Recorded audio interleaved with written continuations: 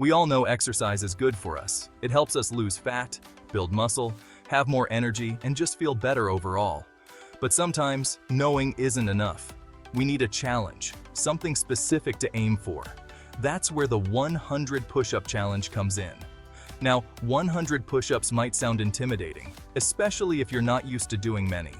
I know when I first started, I could barely do 10 without feeling like my arms were going to fall off. But here's the thing about fitness. Our bodies are capable of incredible adaptation.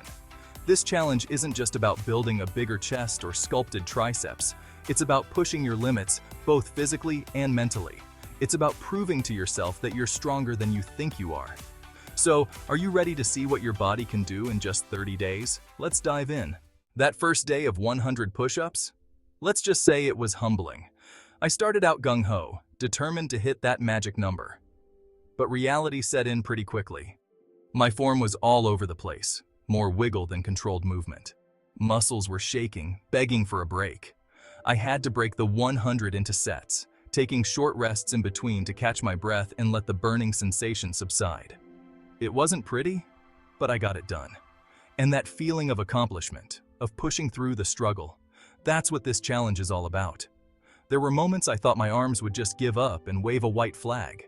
But hey, if it was easy, everyone would be doing it, right? The days that followed that first workout were a constant reminder that I'd challenged my muscles in a way they weren't used to.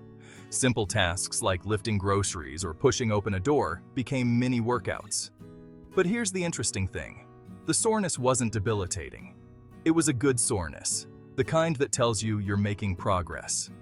Each day, I felt a little stronger, a little more capable. I could do more push-ups in a row before needing a break. My form was improving too, becoming more controlled and efficient. To manage the soreness, I used a foam roller, applied ice packs, and took warm baths. Incorporating light yoga and gentle stretches also helped in easing the discomfort. These small steps made a big difference, allowing me to continue my push-up journey with less pain and more gain. As week 2 rolled around, the initial soreness subsided, replaced by a growing sense of strength. I was no longer just surviving the 100 push-ups, I was starting to conquer them. The sets became easier, the rest periods shorter. I could feel the muscles in my chest, triceps and shoulders working in a way they hadn't before. And something else was happening too. I was starting to see a difference in the mirror. My chest looked fuller, my arms more defined.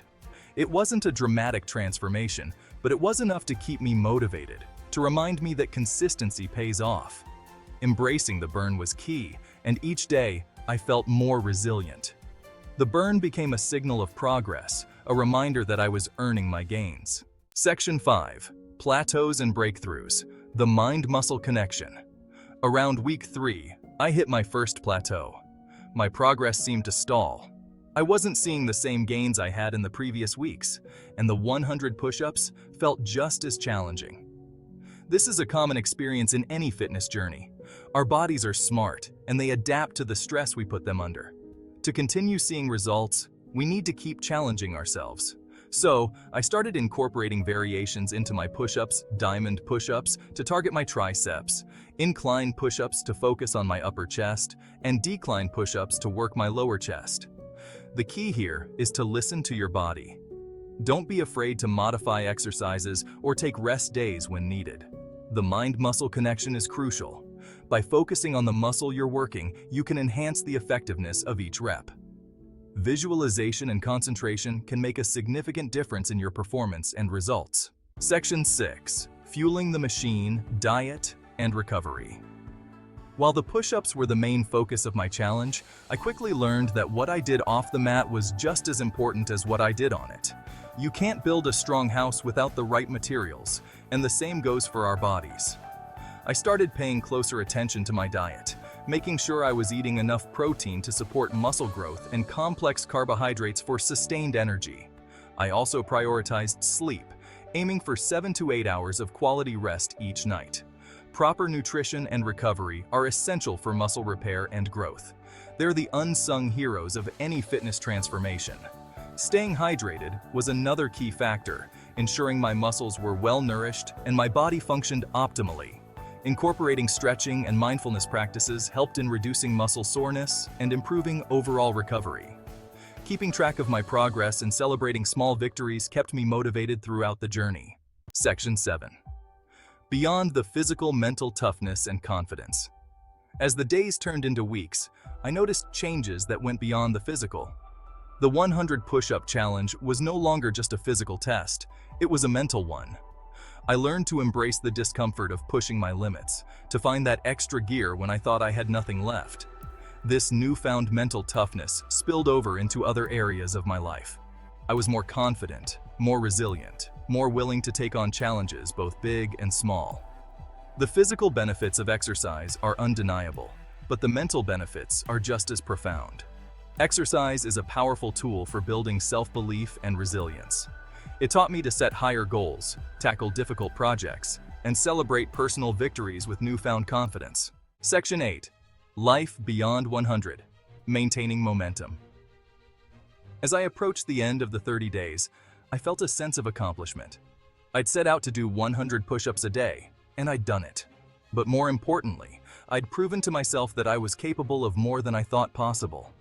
The challenge taught me the importance of setting goals and sticking to them, even when it's tough. It also highlighted the incredible adaptability of the human body. But the journey doesn't end there. Fitness is a lifelong pursuit, not a 30-day sprint. To maintain momentum, it's crucial to keep setting new goals and pushing your limits.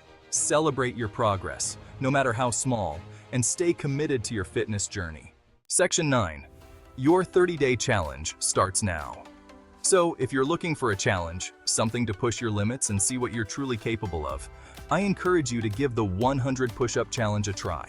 Start where you are, modify as needed, and don't be afraid to ask for help or support along the way. Consistency is key, and every push-up counts. Remember, the journey of 1,000 miles begins with a single step. Track your progress, celebrate small victories, and stay committed. Or in this case, a single push-up. Let's get started. Section 10. The power of pushing your limits.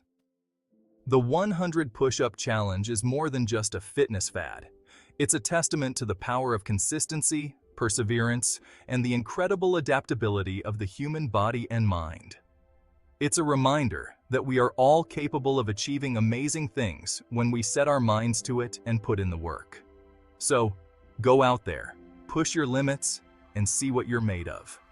You might just surprise yourself. Remember, the journey of pushing your limits is ongoing, and every step forward is a victory in itself.